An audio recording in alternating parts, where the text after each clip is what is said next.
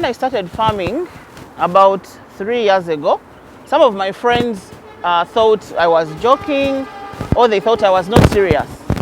Because as I started, I was doing my master's degree at Makerere. So when I graduated, some people thought that I would go looking for a white-collar job, to try and earn big. But I thought that farming has done it for me. And once you have principles as a family, once you understand the dynamics and you try to keep relationships out of the business, it can work. You need to support each other as family. You need to agree on certain things as family. You can also agree to disagree. It's okay. But what is basic is that if it's business, you need to understand how business operates, and you don't mix family issues with business.